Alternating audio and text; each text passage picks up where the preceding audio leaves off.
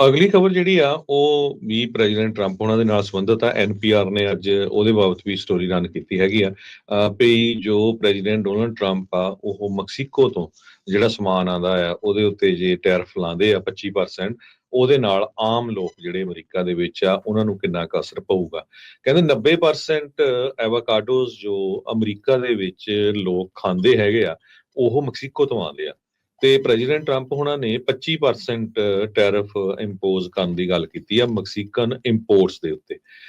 ਇਹ ਹਜੇ ਕਲੀਅਰ ਨਹੀਂ ਪਈ ਇੰਪਲੀਮੈਂਟ ਕਿੱਦਾਂ ਕੀਤਾ ਜਾਊਗਾ ਜਾਂ ਇਹਦੇ ਵਿੱਚ ਕਿਸੇ ਤਰ੍ਹਾਂ ਦੀ ਨੈਗੋਸ਼ੀਏਸ਼ਨ ਹੋਊਗੀ, ਪਰ ਕਹਿੰਦੇ ਵੀ ਜੇ 25% ਜਿਹੜਾ ਟੈਰਿਫ ਲਾਇਆ ਜਾਂਦਾ ਤਾਂ ਐਵਾਕਾਡੋਜ਼ ਦੀ ਪ੍ਰਾਈਸ ਵੀ 25% ਦੇ ਕਰੀਬ ਉੱਪਰ ਚਲੇ ਜਾਊਗੀ। ਡੇਵਿਡ ਔਰਟੇਗਾ ਇੱਕ ਫੂਡ ਇਕੋਨੋਮਿਸਟ ਹੈਗੇ ਆ NPR ਦੇ ਮੁਤਾਬਕ।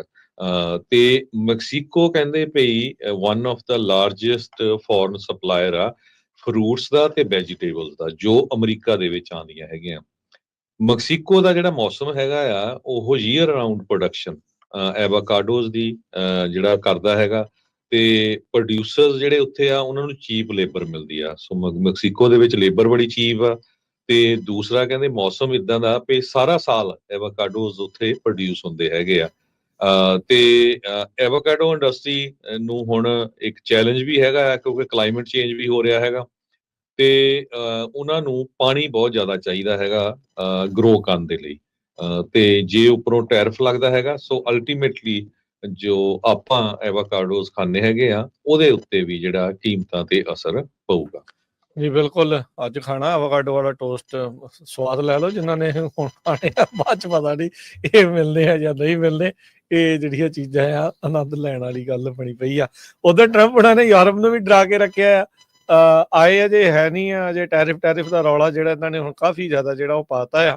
ਇਹ ਓਵਰਆਲ ਕਿੱਦਾਂ ਦਾ ਅਸਰ ਪਾਊਗਾ ਇਹਨਾਂ ਦੀ ਟੋਟਲ ਲੀਡਰਸ਼ਿਪ ਦੇ ਉੱਤੇ ਤੇ ਅਮਰੀਕਾ ਦੇ ਜਿਹੜੇ ਰਿਸ਼ਤਿਆਂ ਨੂੰ ਲੈ ਕੇ ਬਾਕੀ ਮੁਲਕਾਂ ਨਾਲ, ਉਹ ਦੇਖਣ ਵਾਲੀ ਗੱਲ ਆ।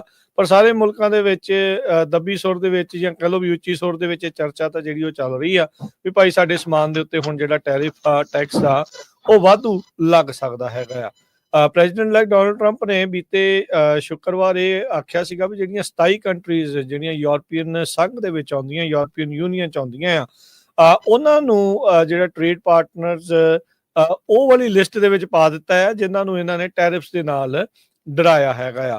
ਕਹਿੰਦੇ ਵੀ ਬਸ਼ਰਤੇ ਆ ਵੀ ਅਸੀਂ ਟੈਰਿਫ ਨਹੀਂ ਲਾਵਾਂਗੇ ਜੇ ਤੁਸੀਂ US ਦਾ ਜਿਹੜਾ ਸਮਾਨ ਆ ਉਸ ਨੂੰ ਇੰਪੋਰਟ ਹੋਰ ਜ਼ਿਆਦਾ ਕਰੋ।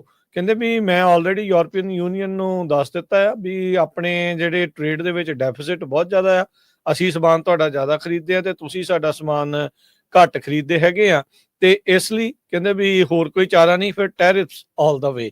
ਰਾਤ ਨੂੰ 1 ਵਜੇ ਕਹਿੰਦੇ ਵੀ ਉਹਨਾਂ ਨੇ ਸੋਸ਼ਲ ਮੀਡੀਆ ਤੇ ਪੋਸਟ ਕਰਕੇ ਸਵੇਰੇ ਉੱਠਦੇ ਲੀਡਰਾਂ ਦੀ ਜਿਹੜੀ ਕਹਿੰਦੇ ਆ ਨੀਂਦ ਉਡਾ ਦਿੱਤੀ ਸੀਗੀ।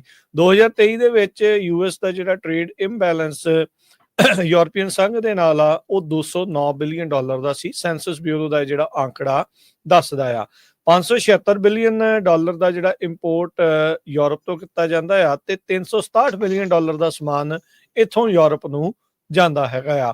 ਟਰੰਪ ਉਹਨਾਂ ਦੀ ਟ੍ਰਾਂਜੀਸ਼ਨ ਟੀਮ ਨੇ ਅਜੇ ਇਹ ਨਹੀਂ ਉਹ ਸਵਾਲਾਂ ਦਾ ਜਵਾਬ ਨਹੀਂ ਦਿੱਤਾ ਵੀ ਇਸ ਮੈਸੇਜ ਦੇ ਵਿੱਚ ਪੂਰੀ ਕਲੈਰਿਟੀ ਕੀ ਹੈਗੀ ਆ, ਜਾਂ ਇਹ ਬਲੰਟਨੈਸ ਤੋਂ ਬਾਅਦ ਦੇ ਵਿੱਚ ਜਿਸ ਤਰੀਕੇ ਦੇ ਨਾਲ ਨੰਗੇ ਧੜ ਹੋ ਕੇ ਇਹਨਾਂ ਨੇ ਜਿਹੜੀਆਂ ਚੀਜ਼ਾਂ ਕਹੀਆਂ ਟੈਰਿਫਸ ਦੀਆਂ ਉਹ ਕੀ ਹੋਣਗੀਆਂ। ਕੈਨੇਡਾ ਤੇ ਮੈਕਸੀਕੋ ਦੇ ਵਿੱਚ ਪਹਿਲਾਂ ਹੀ ਜਿਹੜੀ ਆ ਇਹ ਰੌਲਾ ਰੱਪਾ ਪਿਆ ਆ ਵੀ ਜੇ ਟੈਰਿਫ ਵੱਧਦੇ ਆ ਤਾਂ ਅੱਗੇ ਕੀ ਜਿਹੜਾ ਉਹ ਬਣਨਾ ਆ।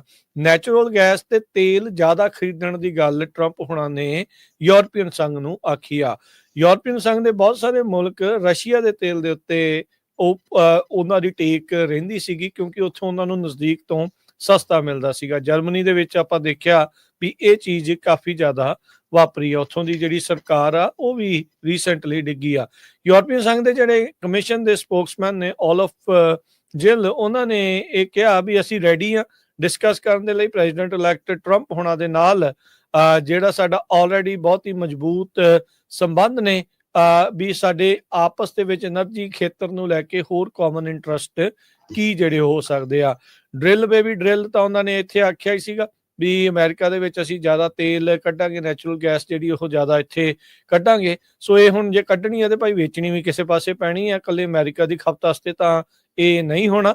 ਸੋ ਉਹਦੇ ਨਾਲ ਇਹ ਹੋਊਗਾ ਵੀ ਜਿਸ ਤਰੀਕੇ ਦੇ ਨਾਲ ਇਹਨਾਂ ਨੇ ਦਬਾਅ ਪਾ ਰਹੇ ਆ ਯੂਰਪ ਦੇ ਉੱਤੇ, ਤਾਂ ਤੇਲ ਇੱਥੋਂ ਬਾਹਰ ਨੂੰ ਜਿਹੜਾ ਉਹ ਜਾਣਾ ਵਿਕਣਾ ਜਿਹੜਾ ਉਹ ਸ਼ੁਰੂ ਹੋ ਜਾਊਗਾ। ਇੱਥੋਂ ਦੀਆਂ ਕੰਪਨੀਆਂ ਡੈਫੀਨੇਟਲੀ ਉਸ ਦੇ ਨਾਲ ਉਹਨਾਂ ਨੂੰ ਵਧੀਆ ਅਸਰ ਜਿਹੜਾ ਉਹ ਪਊਗਾ। ਸੋ $209 ਬਿਲੀਅਨ ਦਾ ਜਿਹੜਾ ਟ੍ਰੇਡ ਦਾ ਇੰਬੈਲੈਂਸ ਹੈਗਾ ਆ ਉਸ ਨੂੰ ਬਰਾਬਰ ਕਰਨ ਦੇ ਲਈ ਕੀ ਜਿਹੜਾ ਉਹ ਅੱਗੇ ਹੋਰ ਕਦਮ ਚੱਕੇ ਜਾਂਦੇ ਆ, ਇਹ ਦੇਖਣ ਵਾਲੀ ਜਿਹੜੀ ਗੱਲ ਆ। ਇੱਕ ਕੰਪਨੀ ਜਿਹੜੀ ਕਹਿੰਦੇ ਵੀ ਜਰਮਨ ਆਟੋਮੇਕਰ BMW ਦੇ ਜਿਹੜੇ ਇੰਪੋਰਟ ਪਾਰਟਸ ਆ ਉਹ ਇੱਥੇ ਲੈ ਕੇ ਆਉਂਦੀ ਆ ਸਾਊਥ ਕੈਰੋਲੀਨਾ ਦੇ ਵਿੱਚ।